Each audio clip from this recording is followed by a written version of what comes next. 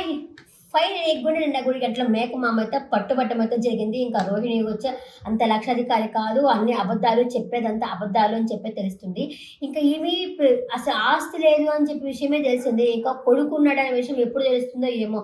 అది గూడా తెలిస్తే ఉంటుంది ఆమెకి అప్పుడప్పుడు తాండ్రే. ఇంకా ఈరోజు ఎపిసోడ్ విషయానికి పోతే, బాలు వాళ్ళని సత్కరించాలా అని చెప్పేసి నిన్న మేకమామ వచ్చేదాంతో కట్ చేశారు కదా ఎపిసోడ్‌ని. ఈరోజు కంటిన్యూ అనమాట. ఆయనైతే దండలు తీసుకొని అలా అలా వస్తా ఉంటాడు. చూస్తే బాలు వాళ్ళు చూసి ఆయన షేక్ అయిపోతాడు. ఇంక ఆయన నోట్లో నుంచి మాట రాదు. అంతే గప్‌చుప్ అయిపోతాడు ఆయన మేకమామ. ఇంకా ఆ తర్వాత ఇంక వీళ్ళు పరిచయం చేస్తారు. కామాక్షి పిన్ని వాళ్ళు పరిచయం చేస్తారు. అతని పెళ్ళికొడుకు మేనమామ. ఇక్కడే మటన్ కొట్టు ఉంది. ఆయన పేరు మటన్ కొడుకు మాణిక్యం అని కూడా అంటారు అతన్ని అని చెప్పేసి వాళ్ళు పరిచయం చేస్తారు. అలాగే మటన్ కూడా మనకి కొంచెం తక్కువ రేటుగానే ఇస్తారు.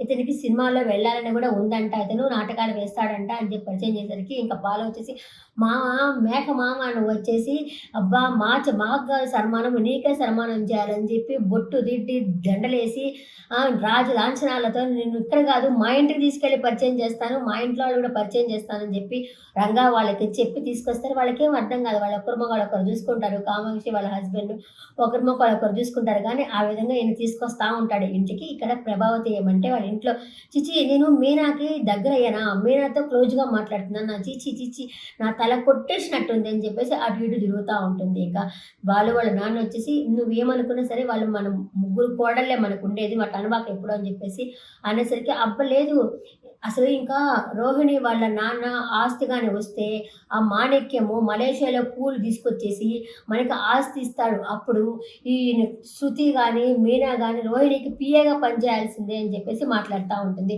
దానికి బాలు వాళ్ళ నాన్నొచ్చి ఇంత అహంకారం ఏంటి నీకు అని చెప్పేసి అడుగుతాడు. అప్పటికే బాలు, మీనా అయితే లోపలికొస్తారనమాట.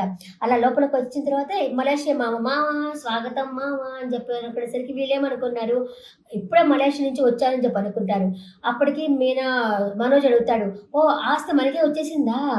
అంత హ్యాపీగా ఉన్నారు అని చెప్పి అడుగుతారు. ఈమె కూడా వచ్చేసి ప్రభావతి వచ్చేసి ఓహ్! మీరు ఇప్పుడే దిగుతున్నారా? ఎప్పుడొస్తున్నారు? అని చెప్పేసి అడుగుతారనమాట. అప్పటికి బాలు చెప్తాడు. అతను మలేషియా గాదు ఇక్కడే లోకలే అతనిది చెప్పకనే చెప్పాడు. అన్ని అబద్ధాలే చెప్పాడు మనకి. అతను మలేషియా కాదు అతనిది అని చెప్పేసరికి ఇంకా మనోజ్ వాళ్ళు అటెందుకు చెప్తున్నావు నువ్వు అని చెప్పి అడుగుతాడు. ఈమె వచ్చేసి మామయ్య ఇలా వచ్చావేంటి మామయ్య? నేను హర్ట్ అయ్యాను పో నీతో మాట్లాడను. నువ్వు ఏ హోటల్‌కి వచ్చావో ఆ హోటల్‌కే వెళ్ళిపో నువ్వు అని చెప్పేసి రోహిణి అంటుంది. అనేసరికి చాలమ్మా ఆపమ్మా ఆపు మాకు తెలిసింది అన్ని విషయాలంటే బాలు వచ్చేసి ఆయనది మలేషియా కాదు ఇక్కడే లోకలు. అతను ఎవరో కాదు పెళ్ళికొడుకు వాళ్ళ మేనమామ అనైతే చెప్తాడు. అప్పటికి ఎవ్వరు నమ్మరు. ఎంత చెప్తున్నా నమ్మరే ఎవరు నమ్మరు. ఈ రోహిణి ఏమో బుకాయిస్తుంది. ఎంతసేపు మామ మామ అని చెప్పని అంటుందే గానీ తప్పు చేశానని చెప్పి ఒప్పుకోవటం లేదు. బుకాయిస్తా ఉంది. ఇంకా ఫైనల్లీ ఆయనే నోరిప్పుతాడు. అవును నాది మలేషియా కాదు ఇక్కడే నాకు. మీరు రోహిణిని మలేషియా అని అడిగినప్పుడల్లా నన్ను ఆమె పిలిచేది. నేనొచ్చి ఇలా చెప్పడం జరిగిందని చెప్పి రోహిణికి కూడా క్లాస్ పీకుతాడు.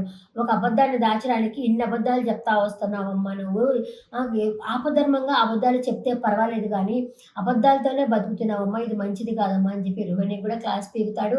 ఇంకా మనోజ్ అయ్యో నాకు డబ్బుందనుకున్నానే మలేషియా లేదా? డబ్బు లేదా? అని చెప్పి తను హర్ట్ అవుతాడు.